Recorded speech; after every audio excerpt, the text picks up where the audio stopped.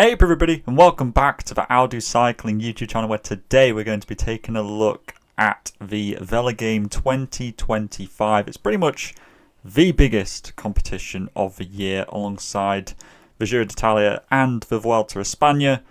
And today we're going to be taking a look through all of the rider pricings.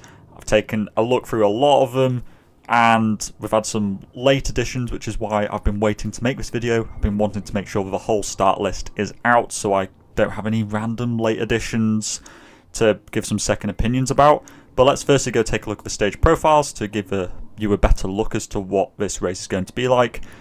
The first stage is probably going to be a sprint. Stage 2 looks like a punchy finish.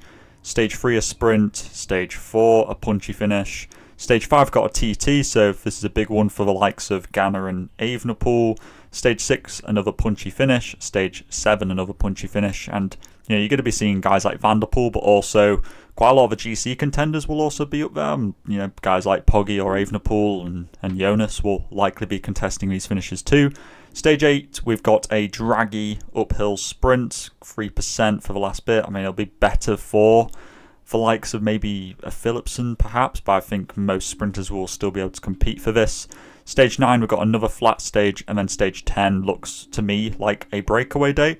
So in the first week we've got either just a punchy day or a sprint, and then one TT in there. So I think that's quite important for making your teams, is that we don't have, outside of stage 10 here, we haven't had any real breakaway days so far. Going into the second week, we've got stage 11, another punchy finish. Maybe it goes to the breakaway, but it may also just be held together by teams like Alpecin or Tudor for Van der Poel and Alaphilippe respectively. Stage 12 of Otakam should be a GC day. Stage 13, the uphill TT, will also be a GC day. Stage 14, I expect it'll be a GC day. Some of these may well go to a climbing breakaway performance, a bit like Nicolas Prudhomme did in the Giro d'Italia. Stage 15 looks like one of the first really nailed on, alongside stage 10, but one of the first real nailed on breakaway days in my opinion. Stage 16 up Mont Ventoux. I'm super excited because I'm actually going to be on the roadside for Mont Ventoux. I'm going out to France to watch it, so I'm really excited about that. Stage 17, probably another sprint day, considering that the sprinters haven't really had any opportunity since the first week. I expect they'll keep this together for a sprint. Stage 18, probably like the Queen stage, I think a lot of people would say. Up to Col de la Loze. Obviously, this is going to be a GC day as well. Stage 19 should probably also be a GC day. Stage 20, a classic breakaway looking day. And then stage 21 with the Col de la Butte Montmartre in there. Who knows how that will shake up the sprinters. I think it will detach some sprinters, and it might lead to a bit of a different style of sprint. But the point being, I don't think there are that many pure breakaway days like this, where you're going to be seeing guys like maybe like Mohoric or those classic rouleur style punch like breakaway guys. You really don't have a lot of those. So a lot of focus on the punchers this year. Obviously, I took a quick look at the rider pricings in the video the other day, but after having more time to think about it, we've got Pogačar as the most expensive rider at 32 credits. It's been a long time since we've seen a rider like this. He's more expensive than he was in the Giro d'Italia last year. And honestly, Pogačar is still he is still worth it. If you base upon, for example, the Tour de France last year, this is the scoring leaderboard from last year. Pogačar scored 3,841 points. Realistically, he could score more than this in the first week, given the number of punchy stages. So I think that Pogačar, gosh, how many stages did he win last year? 5. He won 6 stages last year. I could see him doing something similar this year, given how he looked in the Dauphiné. He's clearly the favourite for this race. It's just a matter of, can he get enough points to be worthwhile? There is certainly a big argument that you can go without Pogačar and go with Jonas and Evenepoel and maybe an Almeida or a Roglic, and probably another one sort of second, third tier GC contender for somewhere between 6th to 10th place. And in theory, the maths says that that will score you more points than having Tadej Pogačar on your team, because he takes up such a large proportion of your budget. But there's also a small part of me which just fears the fact of not having Pogačar on your team. You know what I mean? You just know for a matter of fact that he's going to be ripping up this race.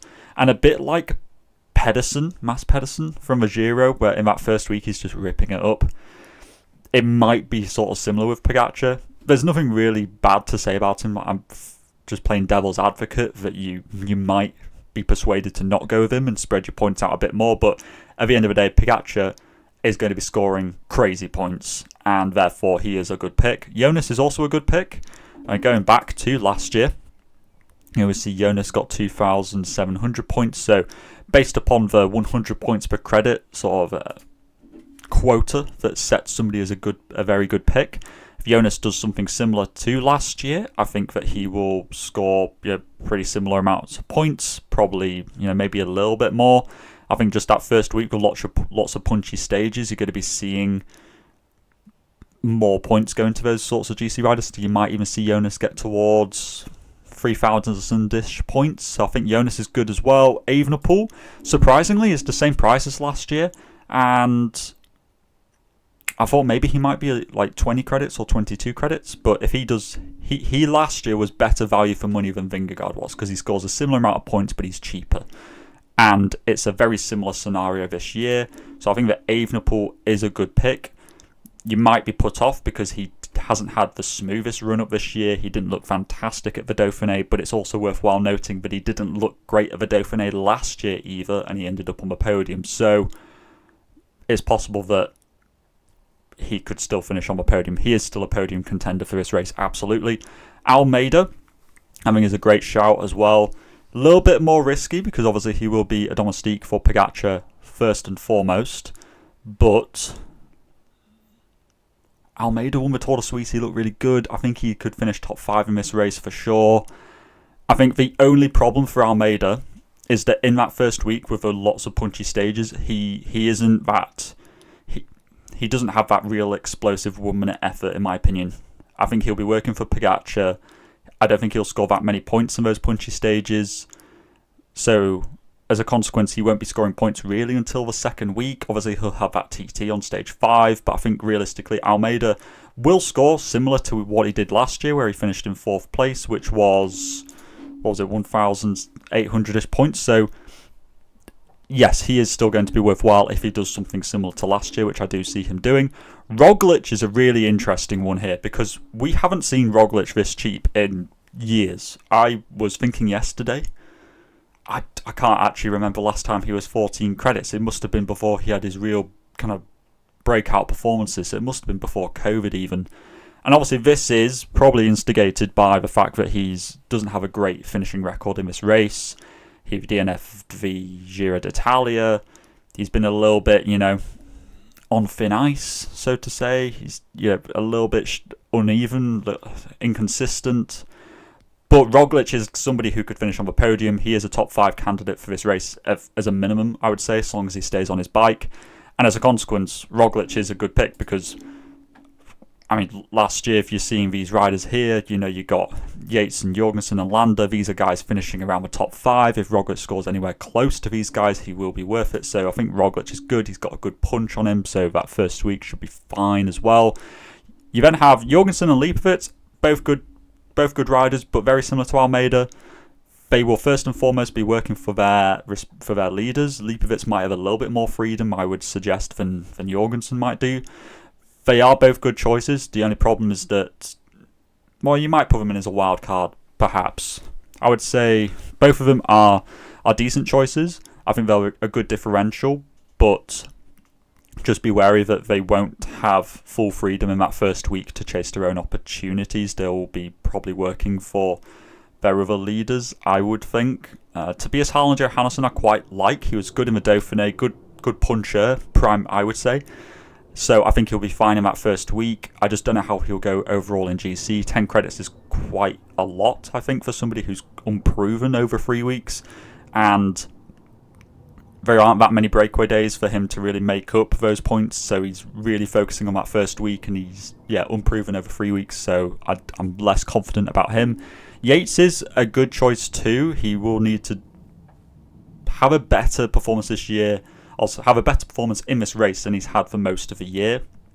He's been a little bit off the boil for me, and I think as a consequence he might not hit 1,000 points, so I'm less confident in Yates, but he has finished on the podium of this race, and he will get lots of assist points for Pogačar, something that we'll get onto later when I talk about the unclassified riders. You get into some cheaper options now. You've got a Rensman, Geraint Thomas is 8 credits. All of last year he was on the podium of the Giro d'Italia. Can he do something like that this year? Maybe. I think it's a big risk going with him, but it could pay off big time if G ends up being the leader for the Ineos Grenadiers in this race. I think it'll be Carlos Rodriguez, but Geraint Thomas has scored lots of points in lots of Grand Tours, so maybe you want to consider him if you need an 8 credit rider. I'd say he's probably better than a Rensman and Vlasov just for the risk factor. And then the 6 credit ones, Vauquelin I think he's probably the best one of these lot. Just because of his TT, he's got a good punch, he'll be the leader for Arkea. Van Eigtveld's been a little bit hot and cold this year. Schachmann and Van Wilder I think will just be domestiques, as will probably Dunbar and De Plus. So for me, Vauquelin and Van Eigtveld are your best ones there. The climber category don't have that many expensive riders in here. Obviously Carapaz has been taken out because he had gastro issues. Skelmos Jensen, he's a fine pick. What was he, 5th in the Vuelta last year? I'd say this GC competition is tougher, so he might finish towards the bottom end of the top 10, but he's got a good punch on him, good sprint. We saw that in Amstel Gold Race, so I think he'll be up there in that first week. Just depends whether he can get over, towards that 1,200 point mark. It'll be quite difficult to do. He will need to do a very strong GC performance, which we don't regularly see from him. I see him more of a puncher than a pure climber, but I think he is still going to be scoring quite a lot of points. Yates, it was all of a month ago or so of a Giro, I wasn't tempted to pick Yates, and then he ended up winning. But I do think that this time is different because Jonas is the prime candidate for their team, and I think Yates will just be a domestique. But I might be proven wrong again. The 10 credit riders, I think they're all solid. I think they could all get close to 1,000 points. I think Gal is the safest of them all because he looked very good in the Tour de Suisse. Lacks the kick for that first week. Lacks the time trialling, but is still a good enough climber to probably finish in the top 10 of lots of the mountain stages and overall in GC. Lenny Martinez is supporting Boitrago for GC, apparently. So who knows what his capabilities are and what he's going to be doing. Mas, again, another guy who never seems to execute fully in the Tour de France. He's better in the Vuelta, but maybe this year's going to be different. Maybe he will finish in the top 10 and Roglic won't crash. Who knows? But Mas is still a very solid GC rider for a top 10, as is Carlos Rodriguez. Again, this is a guy who, what was he, last year? He got over 1,000 points. So, and is very quiet, just stealthy, kind of no big fireworks, but just stealthily gets those points required. So I think all of these are decent. Well, especially Gal, Mas and Rodriguez, decent 6th place to 10th place contenders for GC.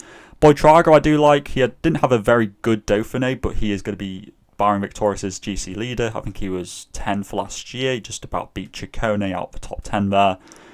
And he's got a decent punch. He was able to follow Evenepoel, Vingegaard, Van der Poel, Pogačar on stage 1 of the Criterium de Dauphiné. So I think Boitrago is a solid choice for 8 credits. I would say him and Onley are my favourites. Onley obviously was very good in the Tour de Suisse, but lacks the GC focus or the GC capabilities that Boitrago has. That's the only thing which detracts me from Onley, because there aren't that many breakaway days, like I showed in the stage profiles. Kuss will be a domestique, and O'Connor, I just haven't seen the GC performances from him this year. The Tour de Suisse, he was not really in that front split, so I think Boitrago's your best one there.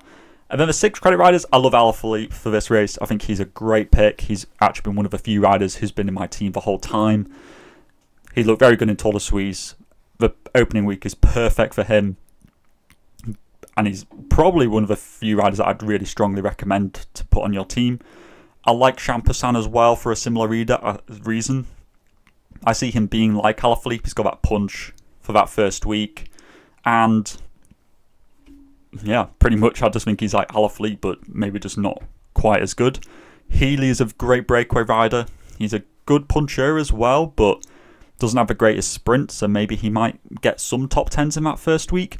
Guillaume Martin may well stealth a top 10 in GC overall. You got both of the Palais-Pentler brothers. I'd say that Aurélien will have a bit more freedom than Valentin will, and he's also got a good kick on him, Aurélien. So that first week he might do quite well. Sivakov and Soler just for the assist points. Storer for, I don't know, maybe a top 15 in GC, maybe some breakaways, who knows. KOM classification. And kind of similarly for Mike Woods as well. But I'd say that I like Alaphilippe the best. And Alaphilippe, Champussin, Healy, APP, Storer, kind of my favourite ones there. The sprinters, very weird this year, because like I showed earlier, there's probably only, should we go through and count them? Let's say there's stage 1, so you got 1, 2, 3, 4, 5, potentially 6 on the last day. Potentially 6 sprints maximum. So, for somebody like Milan or Philipsen to be worthwhile, they're going to need to win every single one of those sprints, which is why I'm not going to be picking Milan or Philipsen. I just don't see it being... They're going to have to win all of them. If they don't win all of them, I mean, they're going to have to lead the green jersey competition. There's just too much good sprinting competition here this year for me to want to pick Milan or Philipsen. I think Merlier is slightly faster than these two guys, actually. And so I kind of prefer Merlier. He's a little bit cheaper as well. But generally, I'm not a massive fan of the sprinters for this race, just because it's a lottery, it's the sprinting. If they miss one opportunity, they're almost like done for. Like, you know, if Milan or Philipsen or Merlier or whoever, one of these expensive guys, finishes 12th in one of the sprints, they're done for. There's no chance that they're going to be worthwhile. So it's just too risky for me. But saying that, they are the fastest sprinters in the race. I'd say Merlier is probably the best one of these lot, though. For 8 credit sprinters, I think Mayus is your best shout. I know Binny won last year the green jersey, but I haven't seen the form from him this year. Groenewegen may well win one random stage, but he's a bit too inconsistent for me. Mayus I like. He's a solid choice. He won the Copenhagen sprint. He's clearly fast. He's got a great lead-out train. Van Poppel will probably put somebody into a barrier just so Mayus can win. So I think Mayus is a great choice as well. Then the 6 credit sprinters, I think we've got loads of choice here. Ackermann. I did Lund Andreasen and Bittner. Weird one. I did really like Lund Andreasen, but since Bittner's been added, I don't know who they'll be sprinting for. So therefore, I'm not that big of a fan of either of them. Arambarou for that first week would be very good for the punchy stages. Bauhaus, I think, is one of the safest ones to be picking. He's been, top 4. Well, he's consistent in the sprints. He's always inside the top 10, and at 6 credits, you're pretty low risk. Berkmoes, very good Bauhaus Belgium Tour. He was sprinting there. He's a good puncher, so good for that first week, and may well get in breakaways as well later on, because he's got enough climbing capability to do that. Yes, there is Arnaud Delis here, but he hasn't looked that great this year, so I've got more faith in Berkmoes. You got Coquard here as well. He might snag some top 10s. Dainese, Demar, Jeannière, Penoe. These are all good sprinters who neither of them are necessarily better than any of the other ones. It's just a bit lucky if you're going to go with one or the other. Dainese's got a slightly better lead-out train. Demar's got the experience. Penoe's got a bit more versatility than those two. Jeannière is actually surprisingly fast. I thought he was more of a classic style sprinter, but he's really fast actually.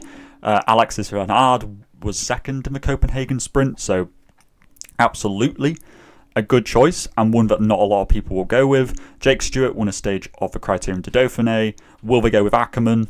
Will they go with Jake Stewart? I don't know. It's sort of similar to Lund Andreasen and Bittner. When there's 2 sprinters, I don't know who they're going to be going for. and I generally steer a bit clear of them. You've got Fredheim and Vansgaard as well, so it's very similar for those guys. I would rather go with somebody who's like an absolute sprinter for their team. So Bauhaus for me makes the most sense. Out of all these guys, I think Jeannier makes sense. Penoe makes sense.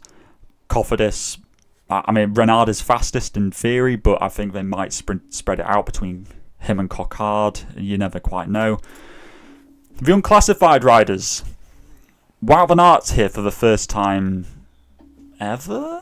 Maybe he might have been unclassified rider a bit of a while ago, but Wout van Aert's a weird one. Yes, he'll get his own opportunities, but I just think he'll be here more as a domestique than for his own opportunities. Yes, he will get his own opportunities, but will there be enough of them for him to get enough points? I don't see there being loads of breakaways that are suited to him. I don't see him getting that much freedom in the first week to get his own opportunities. I think they'll be mainly focused on helping Jonas. I would rather take Van der Poel. Yes, he hasn't had the greatest history in Grand Tours, but at the end of the day, he also hasn't been to that many Grand Tours. And I think that first week has got 4 stages that suit him. And I think that Van der Poel could easily be getting somewhere close to 700 points in that first week. Is that going to be worth it in the long run? Possibly not, but I think Van der Poel's going to be electric in that first week. So perhaps not the most efficient choice, but he's going to be very exciting nonetheless. Ghana, Gregoire, Nace. Again, generally the 8 credit riders aren't the good value for money picks, but if I were to pick one, it would be Gregoire, because he'll be good in the first week and he can climb pretty well. So Gregoire makes the most sense for me. The 6 credit unclassified riders. This is where the big differences are going to be made, because everybody's going to have some big GC team, but it's these riders which really make the differences in basically you being top 1,000 versus like top 500, top 100, whatever. So Abrahamson, very good last year. He was actually the best value for money 6 credit rider last year. He actually was the only one to exceed 100 points per credit. He hasn't had that form quite this year, and he is coming off of a little bit of injury, but I mean, he could do something miraculous. I think he'll be in the breakaways quite a bit, so you can't write him off. Affini will probably get somewhere close to 200 assist points, or maybe a little bit less, and he could get a top 10 in that stage 5 time trial. Bruno Amirai has been quietly and imperceptibly picking up lots of KOM classification wins at, it was like Basque Country and Dauphiné and some other race. He seems to be picking up these, I mean, it might have been like Romandy or Tour de Suisse or wherever it was. And yeah, Amirai could get a top 10 in that time trial. He seems to be climbing quite well. So I think that he's sneakily quite a good pick, funnily enough. Adsglain has obviously won a stage in the past in the Tour, so you can't really write him off. Barguil, again, another fantastic rider from the past. Remember that year where he won the KOM classification back in 2017. If you have that Barguil, he'll be worth it, but I don't think we've seen that much of him. Louis Barret, I think, is one of the best ones, absolutely. He's had a very good year.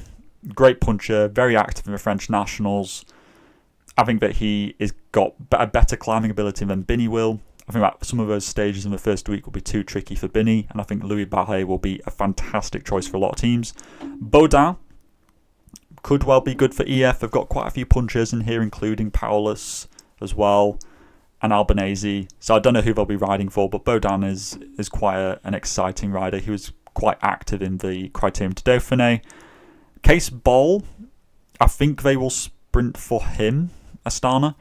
And yeah, he hasn't had the greatest form recently, but he might pick up some top 10s in the sprint, so a pretty consistent rider to be selecting. Buchmann was 11th in GC in the Criterium de Dauphiné. Not the most exciting rider. You won't see him like lighting up stage wins or whatever, but he might just be consistently chipping away at points all the time and get you something around 300, 400 points by the end of it, let's say. Kostyu's been in decent form, but will largely be supporting Vauquelin. Fedorov could be sprinting as well for Astana. It'll be him or Bol. I'm not sure. Check what they're saying in their press releases, if anything. Here, Hershey, I think they'll be going for Alaphilippe, but it's worthwhile shouting out Hershey as well, just in case. Jaja is probably one of the better punchers for Total Energies, so I think he's good for that first week. Probably a better climber than Johnny Ayres, so Jaja is a solid choice. Anders Harland Johannesson, I mean, UnoX will be getting him quite a lot of breakaways. Anders Harland Johannesson, the brother of Tobias, he won the Tour of Slovenia. Clearly in great form this year. He's had a couple of good results, so I like him as well. Lutsenko will be going for stages. Madouas has finished top 10 in this race before. Leknessem for breakaways. He's that sort of kind of like Ben Healy, kind of just a good rouleur, kind of never say die attitude when he gets off the front. Mohoric is very similar to that, but again, the problem is with a lot of these riders is that they just don't have a lot of opportunities in this race. Now, the UET Emirates riders, let's talk about this for a little bit, because last year, the UET Emirates riders, which is like, okay, so let's take Vellens and Pollitt. These guys did nothing in the race. You'll see this here. Well, I say nothing, that's disrespectful. They helped Pogacar. The point being, they got all their points in assist points, and they got 372 points by doing that. So if you say that Pogacar is going to be doing something similar this year, we are essentially setting our floor at 350 points. If you pick any UET Emirates rider, they will just be farming assist points. It's not exciting, it's not glamorous, but it will be an effective way of getting points. I'm just saying, if you want to do that, go ahead and do it. There's Pollitt if you want another one. Paulus and Plapp, a bit more exciting riders who might get into breakaways, might do good in those. You know, Paulus especially, that opening week, will be very good for the punchy stages. But traditionally, he doesn't seem to do that well in Grand Tours, so I'm a little bit trepidatious about picking him, but he's a very good one-day racer, and those stages do suit him, but he just hasn't ever really executed them before, so it makes me a little bit nervous. Christian Rodriguez, similar to Buchmann, will probably finish somewhere between like 15th place, plus or minus 3 positions, let's say. Ivan Romeo is the recent Spanish road champion, won a stage for Dauphiné, he's an okay time trialist. I think that he could definitely get in some breakaways and cause some trouble. Schmid is both the Swiss TT and road champion, so he'll be easy to spot. I don't know how much freedom he'll get. I think he'll be helping O'Connor a lot in that first week, even though I think those stages are quite suited to him. And like I mentioned, there aren't that many breakaway stages, many medium mountain days, which Schmid would really like. So it might be risky going with him, but I think if he's got a great chance of winning a stage in this race, I really do believe it. You got the trilogy of Lidl Trek riders all next to each other. It's quite nice and easy, having them all next to each other. Simmons obviously won a stage of Tour de Suisse. He looked really strong there, so he is a good choice. Schoen's kind of similarly good rouleur. He had a great 2024. Hasn't quite replicated that in 2025, but you just never know with these guys. Tejada I like as well. He's a good puncher. Yes, there's Champassin, there's Velasco. They've got a lot of punchers, but Tejada, you know, he's had a lot of good results over the years, kind of quietly chipping away, but I think that Tejada could have a very good race this year. Tronchon, great choice as well. Very good in the Dauphiné. He won Trobro Lyon. He's a fantastic puncher. I think that first week is very good for him and very good for just other breakaways throughout the race. Velasco as well. You might decide to go with Vellens for the assist points, but it's also worthwhile noting Vellens has a stage win, or has wins in the Vuelta and the Giro. The Tour de France is the only one left. Maybe might get given some freedom to do his own thing. Fred Wright as well, a great rouleur to go into breakaways. Zimmermann is the recent German road race champion as well, so there's loads of choices to be going at. I think I kind of like the strategy of just going with Vellens and Narvaez and just getting the assist points, but I also like Tejada. I like Schmid, Paulus. If you're looking for more exciting riders, that is Hershey, Baudin, Barret. Yeah, I feel like those riders are really more exciting, who are realistically going to score points as well. And then the 4 credit riders, maybe you'll need some of these. There aren't many that I like the look of, but if I were to pick some, I might go with Mathis Lebert. He could sneak some, I don't know, maybe he usually gets in breakaways. Mathis Louvel might get as an opportunity to sprint, you never quite know. You might decide to go with somebody like, Ricard won't get a chance to sprint. Rousseau may sprint if Penoe doesn't. Callum Scottson does climb relatively well. He might sneak a top 30 in GC. Sweeney did a very good uphill TT in the Tour de Suisse, and I think that's a really indicative of good form. So I think Sweeney I would recommend as well.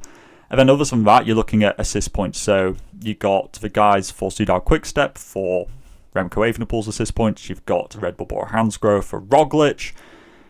Bahrain Victorious generally do quite well in Team GC as well, so you might decide to go with Gradek or Rob Stannard for the assist points on those guys. That's kind of it. If anybody has spotted anybody in the 4 credit rider category that is good, that I haven't pointed out, please point them out in the comments. And this is my team at the moment. Pogacar, Evenepoel, Alaphilippe, Champussin, Berkmos, bit of a weird one I know, Bahé, Narvaez, Tronchon and Roglic. So I've got my main thing being Pogacar, Evenepoel, Roglic, trying to get 3 guys inside the top 5, and then just 6 credit riders. Obviously, I know Berkmos is a little bit risky. I'm basically banking on Dilly not doing that great and Berkmos having an outstanding opening week, but somebody like Bauhaus may realistically make more sense. I may also choose to go somebody other than Narvaez if I wanted to be a little bit more brave. I could definitely go with a Bookman for GC, or a Plap, or a Schmid, or something like that. But I quite like Bahé, I like Tronchon, I like Alaphilippe. So this is my team at the moment. Let me know what you're thinking in the comment section down below, though, about who you're wanting to put onto your teams. Are you in camp Poggy, or are you in camp not going with Poggy and trying to spread your points out a little bit more? Because I think it's going to be an interesting battle between which of those teams is going to be best to be going with. But that's it for today's video. Thank you very much for watching. I know it's been a long video, but it's a race which really warrants a lot of analysis. So put your teams in the comment sections down below. And all that is left to say is to stay safe out there, and I will see you in the next video. Salut.